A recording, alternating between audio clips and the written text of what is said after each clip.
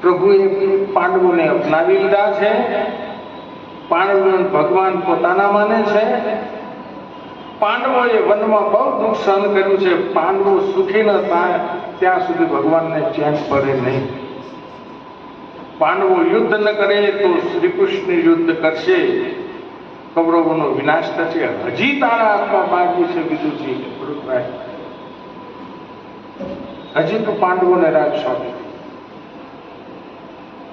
દુર્યોધનના સેવકો ફરતા ફરતા આ વાત સાંભળે છે.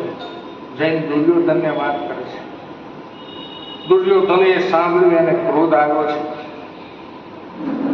વિદુરજીને સભાનું આમંત્રણ આપ્યું અને વિદુરજી સભામાં આવ્યા પછી દુર્યોધન વિદુરજીને ગાળો દે છે. દુર્યોધન કે છે કે મારા ઘરનું અનાજ ખાઈને તું આ પાડા જેવો થયો છે. એ દુષ્ટ મારા વિરુદ્ધ બોલે છે, પાંડવોના વખાણ કરે છે.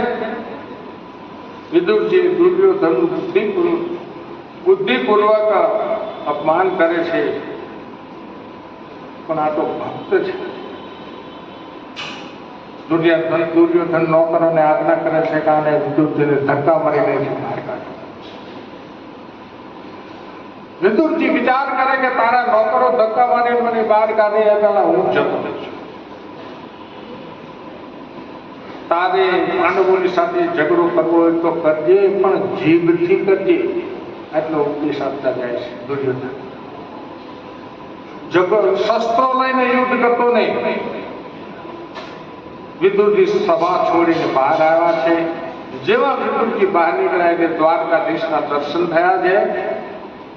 સ્મિત કરીને કહ્યું, તમારું પુણ્ય કૌરવોનું રક્ષણ કરે છે, મારે કૌરવોનો વિનાશ કરવો છે ભગવાન. માટે હે વિદુરજી, તમે પુણ્યશાળી આત્મા છો એટલે તમે યાત્રા કરવા જાઓ. ભગવાને આજ્ઞા કરી છે. હું તમને દર્શન દેતો રહીશ ભગવાન કહે છે. અને વિદુરજી તીર્થ યાત્રા કરવા માટે નીકળ્યા છે. વિદુરજી યમુનાના કિનારે આવ્યા છે, વૃંદાવનમાં આવ્યા છે. યમુનાજીને વંદન કરી, સ્નાન કરી, રમણ રેતીમાં બેઠા બેઠા શ્રી કૃષ્ણની લીલાનું ચિંતન કરે છે વિદુરજી. વિદુરજી ચિંતન કરતા કરતા કૃષ્ણ લીલાનું દર્શન કરે છે. આ બાજુ દ્વારકાધીશને પોતાની દ્વારકાનું સહાન કરવાનો વિચાર થયો છે. પ્રભુએ ઉદ્ધવને આજ્ઞા આપી છે કે હે ઉદ્ધવ, યાદવનો હવે વિનાશ થશે, આ દ્વારકા સમુદ્રમાં ડૂબી જશે. માટે હે ઉદ્ધવ, તું બદ્રિકાશ્રમમાં ભગવાન છોડવા ઉદ્ધવજીને ગમતા નથી. બહુ પ્રાર્થના કરે છે, પ્રભુ હું તમારી સાથે રહીશ, ભગવાને આજ્ઞા કરી છે. તો ઉદ્ધવજી કહે છે મને કંઈક આધાર આપો. અને પ્રભુએ એમની પાદુકા ઉદ્ધવજીને આપી છે. ઉદ્ધવજી ચાલતા ચાલતા ગંગા કિનારે જ્યાં વિદુરજી રહે છે તે પરમકોટી પાસે આવ્યા છે.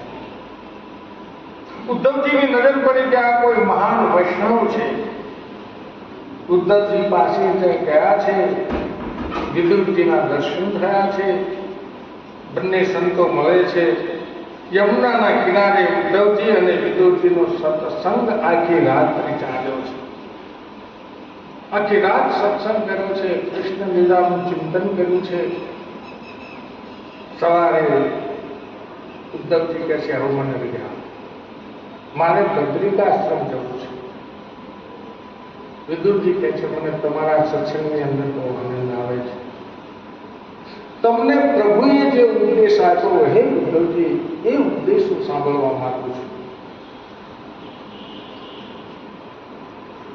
ઉદ્ધવજીના ચરણ પાદુકા મસ્તક ઉપર ધારણ કરી અને ઉદ્ધવજી બદ્રીનાથ તરફ જવા માટે તૈયાર થયા છે.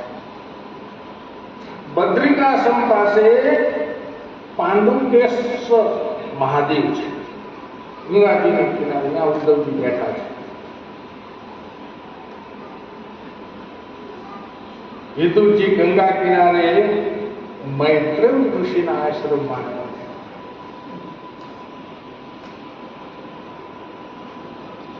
વિદુરજીનો આ છેલ્લો જન્મ છે. મૈત્રી ઋષિએ એમનું સ્વાગત કર્યું છે, સુંદર આસન આપ્યું છે, સાષ્ટાંગ વંદન કર્યા છે. હું તમને ઓળખું છું, તમે મહાપુરુષ છો. એક દિવસ તો તમે આ વિદુરજી છે ને એ યમરાજનો અવતાર છે. એક દિવસ તમે એવો અપરાધ કર્યો એટલે તમને ઋષિએ શ્રાપ આપ્યો. માંડવ્ય ઋષિના શ્રાપથી યમરાજ વિદુરજી થયા છે, દાસી પુત્ર થયા છે. યમરાજ મહાન દેવ છે. દેવ પણ ભૂલ કરે ત્યારે એને પણ સજા ભોગવવી પડે છે. મૈત્રી ઋષિ વિદુરજીને કહે છે, આપને હું જાણું છું, આપ યમરાજના અવતાર છો. મારા પરમાત્માની મને આજ્ઞા થઈ છે કે મારા વિદુરને તમે ઉપદેશ કરો. વિદુરજી, તમારી જે શંકા હોય એ તમે મને પૂછો અને પ્રશ્ન કરો. વિદુરજીએ બહુ સરસ પ્રશ્ન કર્યો છે કે ભગવાને આ જગત કેમ બનાવ્યું, સંસારની રચના ભગવાને કેમ કરી, સંસારની અંદરના જીવો કેમ દુઃખી છે. ભગવાન જગત ન બનાવે તો કોઈ દુઃખી થાય જ નહીં. ભગવાને કેમ આ સંસારની રચના કરી એ મને સમજાય. મૈત્રેય ઋષિ વિદુરજીને સમજાવે છે, આ જીવ લાયક થાય ત્યારે પરમાત્મા એને દર્શન આપે છે. માટે આશા રાખી સતત ભગવાનની ભક્તિ. બ્રહ્માજીને પણ 100 વર્ષ સુધી જ્યારે તપશ્ચર્યા કરી ત્યારે નારાયણના દર્શન થયા છે. નારાયણ પ્રગટ થયા છે બ્રહ્માજીના તરફથી. બ્રહ્માજી કહે છે કે પ્રભુ મને એવું વરદાન આપો. નારાયણની પાસે બ્રહ્માજીએ માગણી કરી છે કે હું આ સૃષ્ટિનું સર્જન કરું તો મને કોઈ દિવસ અભિમાન ન આવે એવું મને વરદાન આપો. ભગવાને તથાસ્તુ કીધું છે. અને પછી બ્રહ્માજીએ ભગવાનની આજ્ઞાથી આ સૃષ્ટિનું નિર્માણ કર્યું છે. કેવી રીતે જુઓ, એમના જમણા અંગમાંથી પુરુષ અને ડાબા અંગની અંદરથી સ્ત્રી ઉત્પન્ન થઈ. પુરુષનું નામ મનુ અને સ્ત્રીનું નામ શત્રુપા છે.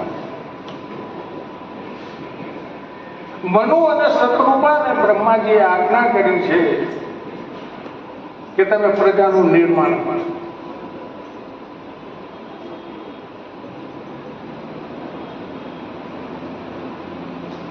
પણ તે સમયે રાક્ષસો આ ધરતીના ગોળાને લઈને પૃથ્વી લોકની પાતાળ લોકની અંદર ગઈ હતી. મનુ મહારાજ કે છે, મહારાજ હું આ પૃથ્વીને કોના આધારે રાખું? રાક્ષસો આ પૃથ્વીને રસાતાળમાં લઈ ગયા છે. બ્રહ્માજી તે સમયે આદિનારાયણ પરમાત્માનું ધ્યાન કરે છે અને પરમાત્માનું ધ્યાન કરતા બ્રહ્માજીને એકદમ છીંક આવી છે. બ્રહ્માજીને જ્યાં છીંક આવી તો નાસિકાને અંદરથી અંગુષ્ઠ પરિમાણ વરાહનારાયણ ભગવાન પ્રગટ થયા છે. બોલીએ વરાહનારાયણ ભગવાન.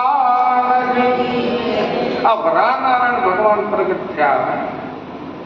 ધીરે ધીરે વરાહનારાયણે એમનું સ્વર્ગ વધાર્યું છે.